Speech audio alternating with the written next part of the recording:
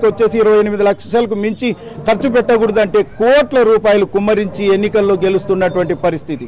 So మరి ప్రజల ఆకాంక్షలకు అనుగుణంగా, ప్రజల యొక్క మనోభావాలకు అనుగుణంగా ఇవాళ రాజకీయ పార్టీలు పనిచేస్తున్నాయంటే గనక ఎక్కడ కూడా పని చేయడం లేదు. ఇవాళ భారత ప్రజాస్వామ్యాన్ని కాపాడుకుంటున్నది ఎవరంటే గనక చిన్న రాజకీయ పార్టీలు, స్వతంత్ర అభ్యర్థులు మాత్రమే. బడా కార్పొరేట్ పార్టీలన్నీ కూడా, పెట్టుబడిదారి పార్టీలన్నీ కూడా, బూర్జువ పార్టీలన్నీ కూడా, పెత్తందారి పార్టీలన్నీ కూడా, సాంప్రదాయ వారసత్వ, కులతత్వ, మతతత్వ, ప్రాంతీయతత్వ పార్టీలన్నీ కూడా ఇవాళ ప్రజాస్వామ్యాన్ని సర్వనాశనం చేస్తుంటే ప్రజలు కళ్ళప్పగిచ్చి గుడ్లప్పగిచ్చి చూస్తున్నటువంటి పరిస్థితి వచ్చింది. అందుకోసమనే అభివృద్ధి చెందినటువంటి దేశాలలో ఎక్కడ కూడా ఈవీఎంలతో ఎన్నికలు జరపడం లేదు.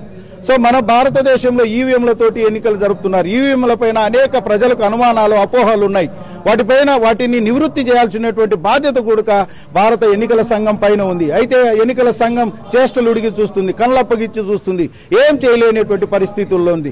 అందుకోసంగానే ప్రజలను సెన్సిటైజ్ చేయాలా, ప్రజలను మోటివేట్ చేయాలా, ప్రజలను ఎడ్యుకేట్ చేయాలా, అంతిమంగా ప్రజలను వచ్చేసి అన్ని విషయాలపైన ఏమి పరిజ్ఞానాన్ని పెంచాలా, ఆలోచన శక్తిని పెంచాలా, విజ్ఞానాన్ని పెంచాలా, వివేకాన్ని పెంచాలా, జిజ్ఞాసను పెంచాలని చెప్పేసి మేము పెద్ద ఎత్తున దీనికి నడుం బిగించడం జరిగింది. మరి ముఖ్యంగా ఈ రాయలసీమ ప్రాంతంలో కడప జిల్లా, ఉమ్మడి కడప జిల్లా, ప్రస్తుత వైఎస్ఆర్ కడప జిల్లా నుంచే ఈ నాంది ప్రస్థానాన్ని ఇవాళ మహాజన రాజ్యం పార్టీ, రాజ్యాంగ హక్కుల పరిరక్షణ సమితి, ఇంకా ఇతర కలిసి వచ్చే పార్టీల సహకారము, సమన్వయము, భాగస్వామ్యంతో ఈ కార్యక్రమాన్ని ఇక్కడ తలపెట్టామని చెప్పేసి ఈ సందర్భంగా మీకు తెలియజేస్తూ సెలవు తీసుకుంటున్నాం.